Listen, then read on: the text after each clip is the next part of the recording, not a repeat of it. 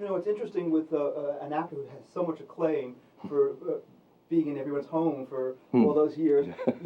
You started out as a classical actor. I'd like to know more about that. Well, I was born and grew up in Arkansas, and my parents, when they were young and I was a baby, they put me in a high chair in something called the Cry Room at the local movie theater, which my parents ran. And they sat me down in the high chair while they sold popcorn and tickets and ran the projector, old-fashioned movie theater.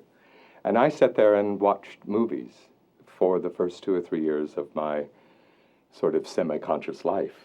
And movies went into my head so much so that I sometimes have memories that I think happened to me, only they're really movies. And I became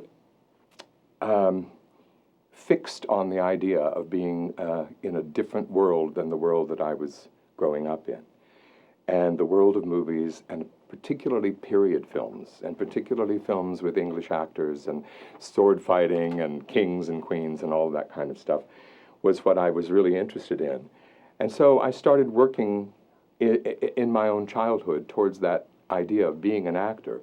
And then one of my earliest experiences was being in high school and having Eva Le Gallienne's troupe come through and play the auditorium in Little Rock. And they did a production of Exit the King and a production of the Cherry Orchard, I think. And I had never seen a play on stage before until that moment. And that decided me that the stage more than the movies was what I wanted to be.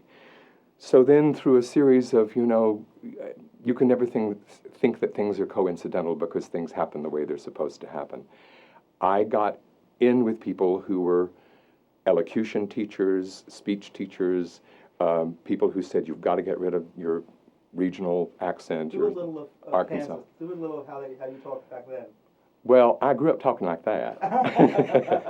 And my parents and my mother and my father, and all I have to do is get on the telephone with my dad, and I'm talking like that before too much time has passed. It's just, but it's not a good sound if you want to be Hamlet. So unless you're doing a regional Hamlet or something.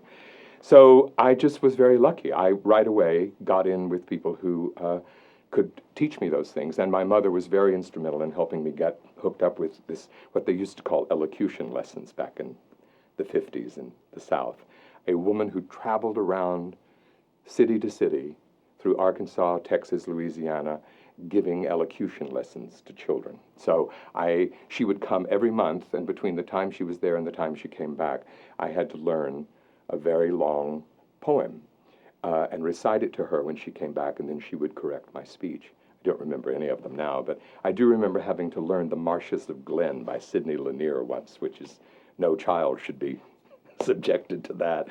But that really led to my interest in the classical theater.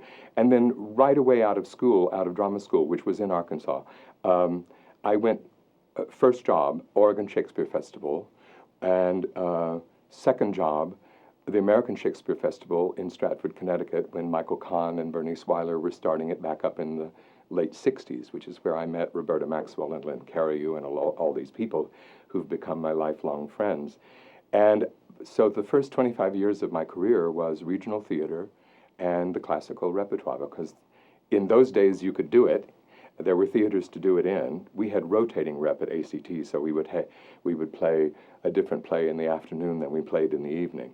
And I had 7 years of that. So, that's me in classical training in theater. Great. And what advice would you give to an actor, a young actor who wants to pursue the classics? Well, I don't believe that there's any substitute for training. I really don't. And I think that if you can go to a school where that is the orientation, and I don't know where to recommend that because I'm sort of out of the loop on what are the good schools now. But I know that the Juilliard training is always good and the Yale training is always good. But I think that a lot of the young actors who are coming up now seem to make a big leap from, from just thinking they're young and attractive and they're going to jump on the TV stardom bandwagon. I think if they're serious about being an actor, that if they have classical training, if they get a good foundation in the classics, then they can handle any material that comes their way for the rest of their career.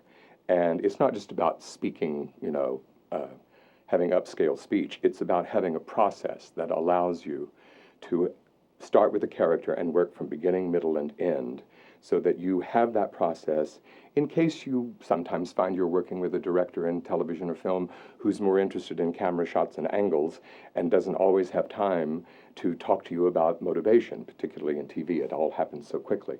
So if you have a process, a real way of creating a character from beginning to middle to end, and you can do the work and check off the list of, have I done this? Have I chosen an objective? Am I playing the correct actions to pursue that objective? Am I having sense memory? Am I doing all of these things that I'm supposed to do to flesh out a character and make it more than just two-dimensional for the camera? Then you're going to do okay. So I really believe strongly in getting the background first. Perfect. Thank you. One other thing before we go. Yep. I'll need you to look right at the camera. Yes. And say poetry. Poetry.